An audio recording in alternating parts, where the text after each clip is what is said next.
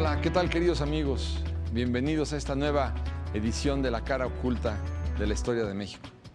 La noche de hoy nos acompañará Leopoldo Mendívil, quien escribió un nuevo libro que se intitula Secreto 1910. Él sostiene, nos lo tendrá que demostrar, y sí que le sobran argumentos para hacerlo, por qué la Revolución Mexicana de 1910 no fue planeada en México. Algo nuevo, algo propio de la historia oculta de México que nos explicará, si usted nos los permite, este gran escritor joven y promisorio como sin duda lo es Leopoldo Mendívil. ¿Nos lo permiten? Muchas gracias.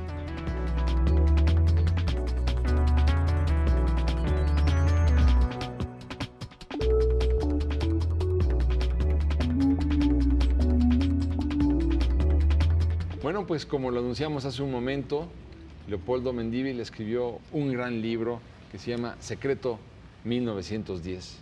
Aquí se encuentra con nosotros Leopoldo para explicarnos por qué la Revolución Mexicana no se planeó en México. Creo que es una novela, una lectura obligatoria para aquellas personas, tantas, decenas de miles, tan interesadas y tan curiosas por nuestro pasado. Es una gran oportunidad. Leopoldo, bienvenido a La Cara Oculta. Qué bueno que escribiste un libro novedoso, estás rompiendo con todos los cánones, con muchas fantasías y con muchas hipocresías y con muchas mentiras. Creo que está bien que digas que la Revolución Mexicana no se planeó en México. Ahora lo que tendrás que hacer es decirnos por qué no se planeó en México. Ok, claro que sí. Lo primero que quiero es agradecer enormísimamente el privilegio de estar aquí, porque yo creo que yo, igual que muchos, hemos seguido los pasos que tú has creado, un género literario en forma completa, este tipo de novela de suspenso histórico, que creo que ha sido parteaguas para que los mexicanos puedan realmente desear conocer lo que pasó en todo, o sea, y eso hacerlos más fuertes para construir el nuevo México, que sin duda va a surgir en los próximos Por eso nos interesa años. tanto, Leopoldo, que surjan autores como tú, muchos, No, pues y que quieran escribir la novela histórica de México, ¿no? ¿Por qué es tan importante? Si tú hubieras hecho un ensayo de estos, a lo mejor, de este libro, a lo mejor se hubieran colocado 1000 ejemplares, ¿no? Ahora lo que se trata, que ya que existe una novela tan bien redactada y con tanta información y tanta investigación, bueno, que se difunda y que la gente lo lea, ¿no? Pero a ver, bueno, pues millones de gracias. Un solo dato que quiero también, ahora que estoy en este espacio, que es para mí una experiencia inigualable, quiero decir que este libro fue uno de los que fueron detonadores hace muchos años para que yo hiciera este proyecto.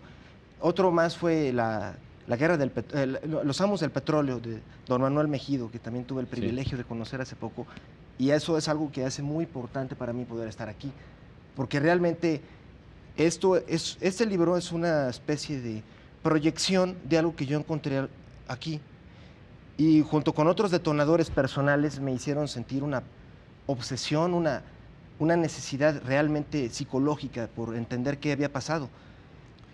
Y a eso se debe que haya hecho esto. En tu libro abordas el nombre de una persona que fue vital en la Revolución Mexicana y que está prácticamente desconocido en la historiografía de nuestro país.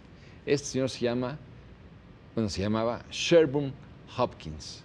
Así es. Entonces, sí sería muy bueno, Leopoldo, que nos explicaras quién era Sherburne Hopkins, porque casi nadie sabe quién era Sherburne Hopkins. Sí, claro que sí. Bueno, Sherburne Gillette Hopkins es uno de los personajes más enigmáticos que probablemente haya en la historia de México, sin duda, pero del mundo. Porque él es uno de los hombres que pasan en silencio. No hay aquí ninguna estatua, como por lo menos para tirarla, pero a él le debemos en gran parte todos los sucesos que ocurrieron desde 1909 hasta por lo menos 1915. Si hoy preguntaras, si hicieras una encuesta, ¿quién conoce a Sherburne Hopkins? Pues yo te diría que el 99.9 no saben quién fue Sherburne, ni el papel que jugó, ni por qué fue tan importante en la Revolución Mexicana. Entonces, tú dínoslo, ¿no? Te lo voy a agradecer. Claro que sí. En forma muy breve, podríamos decir que Sherburne Gillette Hopkins fue un agente de los Estados Unidos que trabajaba para el Departamento de la Defensa específicamente para el señor Philander Knox, que era el secretario de Estado, el actual Hillary Clinton, por decirlo así. Y este hombre, Sherburne Gillette Hopkins, además trabajaba para varios consorcios petroleros, entre ellos destacadamente Standard Oil de John Rockefeller, cuya empresa hoy sigue siendo, es decir, este fenómeno de Secreto 1910 o que se describe aquí, México Negro, es una cosa que sigue ocurriendo hoy, es lo que está detrás de la guerra de la invasión a Afganistán, a Irak, es decir, es el mismísimo fenómeno. Y la idea es ver por qué en México ocurrió. Claro, porque ahí te diría yo, si Irak, por ejemplo, hubiera sido el principal productor de melones del mundo, tú dime si hubiera habido un bombardeo o una invasión. Digo, por supuesto que no. Exactamente. Entonces, se siguen dictando las mismas políticas en los Estados Unidos y todo movido por el imperio, ¿verdad? Exactamente. Pero Hopkins, entonces Hopkins era un hombre que estaba adscrito al Departamento de Estado en los Estados Unidos con Knox, y al mismo tiempo era empleado, cabildero, de las compañías petroleras norteamericanas. Así es, de Standard Oil de Walter Pierce, que era una subsidiaria de Standard Oil, hoy llamada Exxon, o también, bueno, y Chevron, son las dos ramas de cuando se partió. Standard Oil se convirtió en muchas empresas que finalmente se volvieron a juntar en el año 2000. De hecho, hasta se revocaron leyes que habían sido aprobadas en 1911 y que, otra vez la oligarquía volvió a fusionarse y hoy tienen su gran imperio nuevamente, ExxonMobil, la fusión de dos de los grandes pedazos de Standard Oil, pero en su momento Standard Oil era increíblemente poderosa, quizás mucho más poderosa que cualquiera de las actuales. ¿Y qué interés podía tener John Rockefeller en financiar la Revolución Mexicana? Bueno, en realidad es que, y además, bueno, yo me siento honrado. Esa pregunta, en realidad, yo soy quien debería de hacerla al estar con un experto como tú, que tengo el privilegio de poder estar aquí, porque mucho de eso yo lo tuve aquí. Sí. Y después, bueno, obviamente me puse como supongo que fue el objetivo de este libro, pues me detonó a mí la necesidad de empezar a buscar más y más y más. Pero bueno, realmente lo que se ve con esta cuestión de Standard Oil de John Rockefeller es que en verdad en México se libró una guerra entre dos imperios, que eran el Imperio Británico y el Imperio Norteamericano, que estaban peleándose desde hacía décadas por América, sembrando revoluciones y golpes de Estado. En verdad era como una guerra entre ellos, pero ellos no se confrontaron. Es decir, los muertos los tenía que portar cada uno de estos países. Como siempre. Como siempre, exacto. Pero el asunto es que todo esto finalmente vino a desencadenarse porque alrededor de 1860, que fue cuando empezó ahora sí el boom del petróleo en términos de que las grandes industrias se dieron cuenta de que realmente ese descubrimiento que parecía una simple novedad científica, realmente iba a sustituir al carbón, y eso inmediatamente causó un efecto cataclísmico en la Gran Bretaña, porque la gran fuerza de la Gran Bretaña siempre había sido el monopolio del carbón como la fuente de energía del mundo. Y entonces, al descubrir que no tenían petróleo ellos, empezó una crisis, pero que hizo verdaderamente colapso cuando los alemanes, que empezaron a armarse tremendamente y crearon una flota de submarinos cuyo propósito era destruir a la flota británica e invadir Inglaterra. Y ellos habían pensado en avanzada transformar todo su sistema naval de turbinas de carbón a petróleo mucho antes que los ingleses. Entonces llegó un reporte y es lo que hace que aparezca Winston Churchill en la portada de este libro, porque su rol en todo esto es increíblemente importante. Él fue el depositario de una instrucción del rey Jorge V de Inglaterra, para salvar al Imperio Británico de ser despedazado en una eventual guerra contra Alemania que iba a ocurrir en cualquier momento. Él recibió la orden de transformar la flota a petróleo pero conseguir los suministros. Claro, ahí estaba el problema, porque se decía que en Irán había depósitos, pero también en México, ¿no? Sí. A donde mandan a Lord Cowdray. Exactamente. Pero a ver, dinos, por ejemplo, ¿qué papel jugó Rockefeller en el derrocamiento de Porfirio Díaz? Y después en el ascenso al poder de Madero, porque yo creo que tendríamos que ver las dos cosas, ¿no? Si jugó un papel importante en el derrocamiento de Díaz, también jugó un papel importante en el ascenso de Madero al poder, ¿no? Sí, exactísimamente. De hecho, justamente es un solo fenómeno. El objetivo era derrocar a Porfirio Díaz, porque Porfirio Díaz había hecho realmente, en su intento de consolidar una cierta autonomía de México, había buscado el apoyo inglés. Más que nada los ingleses lo habían buscado a él. Toda esta iniciativa de Churchill, por órdenes de la del gobierno británico y de la Junta de Banqueros, había buscado hacer México una reserva de petróleo para Gran Bretaña.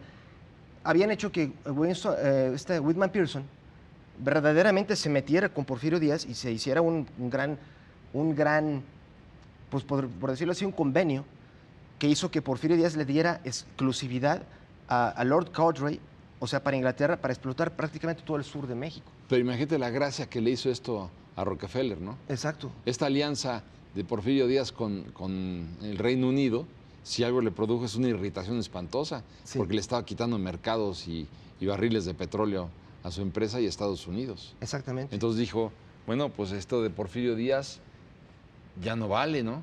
Y como Porfirio Díaz tenía 80 años, dijo, pues lo mejor que podemos hacer es deshacernos de él. Entonces la pregunta es, ¿por qué? ¿Por qué en la historia oficial y todo esto? A ver, ¿cuál es tu punto de vista? ¿Por qué no se platica todo esto?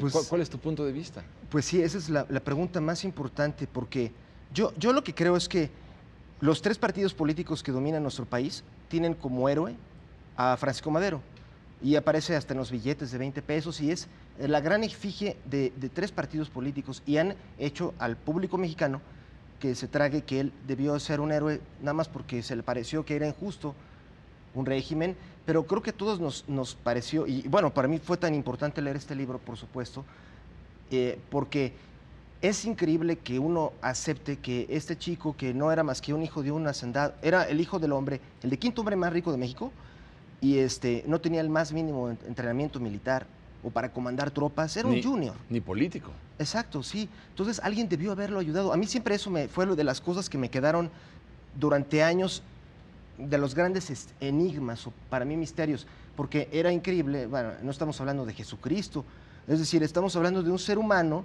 o bueno, para dar ejemplo, era una persona, vaya, hubo hombres de mucho más poder que intentaron golpes contra Porfirio Díaz y fueron aplastados inmediatamente. Pero ahí tienes, por ejemplo, ahorita que dice eso, de esa entrevista que lleva a cabo el presidente Taft con Díaz en la frontera, ¿no crees que ahí se resolvió de alguna forma la suerte de Porfirio Díaz? Porque Taft llevaba toda la consigna de las compañías petroleras y de las compañías metalúrgicas, de Guggenheim y todo esto, ¿no? O sea, exacto. Ahí es cuando le podrían haber dicho a Taft, ya que te vas a reunir con Porfirio Díaz, dile que o cambia la papeleta o ya no lo queremos nosotros en América para los americanos. Exactamente. Una vez más, ¿verdad? Entonces yo creo que ahí es donde el mensaje que le da Taft a Díaz es de parte de todo Wall Street para decirle, se acabó. Exactamente. Y bueno, entonces, ¿qué quiere decir? Que no es que Madero hubiera tenido el éxito de levantarse en armas y convocar a la revolución, sino Porfirio Díaz sabía que sin el apoyo de Estados Unidos estaba muerto. Exacto. Por eso es que es tan sospechoso. ¿Tú qué opinas? ¿Es tan sospechosa la renuncia de Porfirio Díaz cuando apenas cae Ciudad Juárez en manos de Orozco y de Villa, ¿no? Sí, pues hay un dato que es para mí espeluznante, que es precisamente que cuando ya cayó Ciudad Juárez, que en realidad pues era algo, comparado al imperio de Porfirio Díaz, era algo que podría haberse resuelto con el ejército mexicano, pero lo que pasaba es que también había 5 buques destructores de los Estados Unidos en los puertos de México, y había mensajes para Porfirio Díaz enviados desde la Secretaría de Estado de los Estados Unidos, diciéndole que ya renunciara. Bueno, con algunas otras palabras. Es decir, por todos lados estaba siendo acorralado, y hubiera sido Madero o cualquier otro. Y hay un dato también que a mí me pareció espectacular, que es que en ese periodo en el que estaba aferrándose por última vez Porfirio Díaz a la silla, y con todas estas amenazas de los Estados Unidos de váyase, váyase, y mientras Madero llegando con esos ideales, y este ejército armado por Sherburne y Gillette Hopkins, que él fue el que realmente vino, vio las guerrillas y las entrenó con todas las tácticas militares y de comunicación para la coordinación y logística militar de un nivel nacional, pero mientras tanto estaba en Washington el papá de Madero, negociando con toda esta oligarquía de Standard Oil. Entonces es cuando uno dice, ay, qué caray, ¿quién es realmente Madero? Joven Francisco Madero, de 38 años, Tenemos que hacer un breve espacio comercial, Leopoldo, si nos los permites, y tal vez nos convendría que abordáramos la segunda parte de la Revolución Mexicana, después del asesinato de Madero, para ver qué papel jugaron las compañías petroleras en el desenlace de la revolución. Claro que sí. Si usted me lo permite, muchas gracias.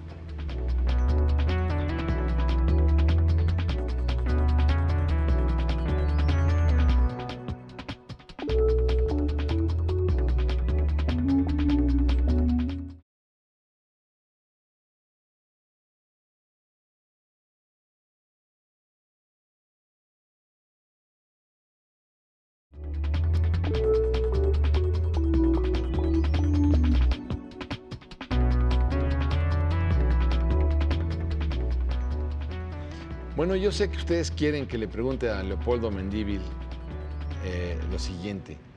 ¿Qué papel jugaron las compañías de Wall Street, las petroleras, las metalúrgicas, las ferrocarrileras, que también eran importantes, en el derrocamiento de Díaz, en el ascenso al poder de Madero, en el derrocamiento y asesinato de Madero, en el asesinato, bueno, en el derrocamiento de Huerta y en la llegada de Carranza al poder? Porque yo creo que en esos cuatro personajes hubo una intervención directa de Wall Street que a mí me gustaría mucho que apareciera en los libros de texto gratuitos, ¿no? Y que se supiera qué fue lo que pasó. Según tú, como un común denominador de esos cuatro eventos, tanto por Díaz, como por Madero, como por Huerta y como por Carranza, por los cuatro, ¿qué papel jugó Wall Street en estos eventos? Claro, pues total. Y nuevamente yo aprendí mucho aquí, y yo lo creería, ya juntando toda la información, porque mucho de lo que aquí hay ya fueron cosas que traté de buscar, de hecho, hasta en los expedientes de las empresas, ¿no? De Standard Claro. Oil y demás. Hay ciertos documentos que se pueden conseguir y algunos de las embajadas y todo. Pero creo que se podría resumir que en verdad fue la empresa de John Rockefeller la que tronó a Porfirio Díaz y puso a Madero en la presidencia. Después, esto genera una ola de odio en la Gran Bretaña. Y Claro. los británicos hicieron una jugada histórica porque despistaron a su enemigo, que eran los Estados Unidos, y usaron al propio embajador de los Estados Unidos, que es el final de esta novela, para dar el golpe contra Madero, que fue su asesinato. Pero cuando fue asesinado y todo, los propios estadounidenses se dieron cuenta de que habían ganado los británicos porque, para empezar, el embajador, que era amigo del presidente Taft, y el propio Taft eran socios de la empresa de Lord Cowdray, asociada a lo que hoy es Shell. El presidente de los Estados Unidos era socio de los Sí. intereses británicos. Esto es algo que a mí es lo que se me hizo increíblemente complejo y que me pareció que es como una historia que ni en El Padrino. O sea, se no ve. socio de Rockefeller, socio de los ingleses. Él tenía ligas con Rockefeller a través de una fraternidad muy importante que sigue existiendo hoy, que es la Logia de la Calavera. Sí, claro. La Orden de la Calavera, a la que pertenece el expresidente Bush y su padre y su abuelo, y una casta increíble que hoy sigue haciendo sus travesuras de manera global y tremenda, y hasta ahorita pues impune. Sí, claro. El mundo es el jardín de juegos de esta fraternidad. Y bueno, yo creo que haciendo un mapa global de todo, se podría resumir con que hay dos grandes corporativos, ¿no? Uno que es el que está presidido por John Rockefeller en Standard Oil y sus bancos asociados, que eran el Chase National Bank y el Citibank. Y por el otro lado, los grandes potentados de Europa, que son familias de mucho más historia y abolengo, pero que ellos controlaban y en gran medida siguen controlando al gobierno inglés, al gobierno británico. Entonces, y su empresa, digamos, carátula es la Shell, Royal Dutch Shell. Entonces, al final de cuentas, estas dos corporaciones ponían y quitaron a presidentes. O sea, por ejemplo, el primer ministro británico pues, se podría haber llamado de una manera u de otra, pero el que controlaba las cosas era esta empresa, sumada al rey, ¿no? Claro, claro. Y por el otro lado, el presidente William Taft también había sido puesto por estos poderes. Lo había puesto Rockefeller, sin duda, y en gran medida por su adhesión a esta fraternidad llamada Skull and Bones. Pero a la mera hora, pues en este juego extraño, el propio presidente Taft operó para los británicos. Es más, fue algo terrible porque a los propios americanos esto les causó un shock, porque ellos vieron que él, es más, fue un momento tan increíble, por ejemplo, en 1913, que es el año en que murió, en que fue asesinado Madero y que fue el golpe contra él. Justamente ese golpe, el 22 de febrero de 1913, fue unos cuantos días antes del cambio de poder en los Estados Unidos, que era el 4 de marzo, Sí. en donde este hombre Taft, que es este hombre obeso que está en la portada, se iba y entraba en su lugar el señor Woodrow Wilson, que él sí tenía todos los compromisos otra vez para ganar y él sí le debía todo otra vez a la oligarquía americana. Pero este señor William Taft decía, pues yo ya me voy, ya, pues quien me ofrezca, ahora sí que para mis años, de descanso, finalmente pues fueron los británicos. Pero ¿no crees que, por ejemplo, Madero también impone una serie de impuestos a la extracción de petróleo? Y no solamente eso, sino también limita las concesiones petroleras, y esto también irrita a Rockefeller, que le llama pues que es un traidor, ¿no? Que yo te puse aquí para que me dieras, ni para que me pusieras impuestos, ni para que me limitaras mis concesiones petroleras. Bueno, es cierto, es que pareciera que Madero, cuando ya llegó a la silla, verdaderamente creyó todo lo que le habían dicho en las sesiones espiritistas, que era de que era absolutamente invencible y que debía seguir su programa ideal. Y sí, en efecto, ordenó la creación de este timbre, ¿no? el impuesto petrolífero, que afectó a todos. O sea, él ya se había condenado a muerte. Y sí, lo iban a tumbar de cualquier manera. Hasta el señor Hopkins, quien siguió en todo momento en contacto con los Maderos, especialmente con Gustavo, y él trabajaba para Standard Oil de Rockefeller, constantemente le decía, oye, pero ¿cómo? ¿Qué pasó con los de las concesiones? ¿Qué va a pasar? Y lo ignoró plenamente. Lo ignoró, sí. Perdón. Y después llegan, si tú te ves, cuando llega finalmente Victoriano Huerta al poder, les empieza a dar todas las concesiones a los ingleses, Sí. porque no se las quería dar al presidente Wilson, porque Wilson no estaba de acuerdo con el golpe de Estado en contra de Madero. Exacto. Y no estaba de acuerdo con Huerta. Entonces Huerta se vuelca otra vez con los ingleses, de la misma manera que se había volcado Díaz en su momento. Y claro, tampoco le gusta al presidente de los Estados Unidos, pero tampoco le gusta a Rockefeller, ni tampoco le gusta a Guggenheim, ni tampoco le gusta a Wall Street. Entonces, claro, por eso es que viene la guerra ahora para quitar a Huerta, apoyado por los Estados Unidos. Y otra vez los Estados Unidos están, y las empresas y las corporaciones están inmiscuidas en nuestra revolución. Exactamente. Y bueno, cosa que también aprendí aquí, ¿verdad? Pero pues sí, ahí fue donde entró el contacto de los Estados Unidos con Venustiano Carranza, otro que aparece en nuestros billetes como héroe, y siendo que realmente otra vez él trabajó con el agente Hopkins. O sea, el agente Hopkins realmente hizo y movió como quiso. Hopkins trabajó con Madero, Hopkins trabajó bueno, antes ya con Villa. Con Villa. Sí. Con Villa también estuvo. Sí. Y con Huerta, ¿no? Y con Huerta también, y con Carranza. Y con Carranza. De manera fuerte. De hecho, él le organizó toda la milicia, ¿no? Cuando se acuerda la venta de armas y de balas de salva que hacen que pierda la batalla de Celaya, que era tan importante que la perdiera Pancho Villa, ahí está otra vez la mano de Hopkins vendiéndole cartuchos cebados a Pancho Villa, a la División del Norte, para que perdiera la guerra, porque ya lo habían decidido así desde Estados Unidos. O sea, no es una manera simplista de ver la revolución, hay que ver qué intereses económicos estaban detrás de todo esto, ¿no?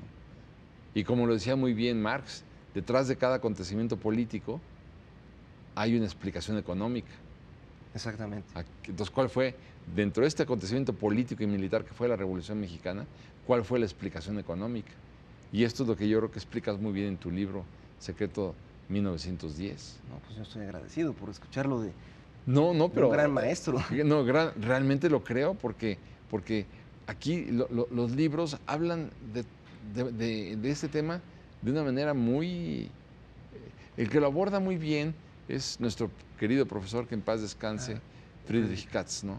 Sí. Katz lo toca muy bien en La Guerra Secreta de México. Sí. Y Katz lo toca muy bien también en la biografía de Pancho Villa. Pero bueno, el que tú hayas hecho una novela otra vez con este tema y viendo el papel que juegan las empresas norteamericanas en México, pues fue definitivo. Porque ¿a dónde hubiera ido Carranza sin las armas que le proporciona también el propio de Hopkins? Entonces yo creo que te tenemos tarea, Leopoldo. Yo creo que Encantado.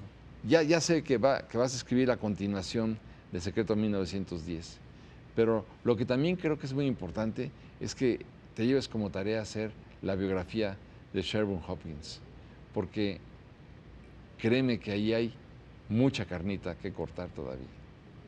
Sin duda. ¿Te encargamos la tarea? Claro que sí. Di, porque el tiempo se nos vino encima. Di, ¿sí vas a agregar algo? Ok, claro. Bueno, una vez más, decir mi agradecimiento por poder estar aquí. Encantado. Siempre he sido un fan y un aprendiz tuyo, y por eso es un privilegio para mí estar aquí, de verdad. Y bueno, siempre es increíble poder investigar. Creo que no hay nada más apasionante y creo que lo compartimos, y quienes, muchos de los que nos escuchen, no hay nada más excitante que tratar de descubrir enigmas, y todo esto está lleno de enigmas. Y tal vez podamos hacer algo por reeditar de alguna manera la historia, como lo has hecho tú durante mucho tiempo. Y alguien, eso sí creo que es muy importante, que quisiera decir, lo que es, hace poco alguien me decía, ¿y por qué están ahora destruyendo a los héroes y demás? Y yo en lo particular no es mi intención destruir a nadie, pero sí creo que la deuda la tenemos con México. Y creo que también tú, y yo por eso aprendo de autores como tú, y bueno, mi padre también, pero creo que la deuda la tenemos con la gente que está viva ahorita, no con gentes que murieron hace 100 años. Y además, pues, lo único que nos va a hacer fuertes es la verdad. La verdad, para no volvernos a equivocar. Exacto. No volvernos a tropezar con la misma piedra y, bueno, recorrer un camino ya con experiencia y con conocimiento. Gracias, Leopoldo. No, hombre. Gracias, Leopoldo Mendívil. Agradecido soy yo.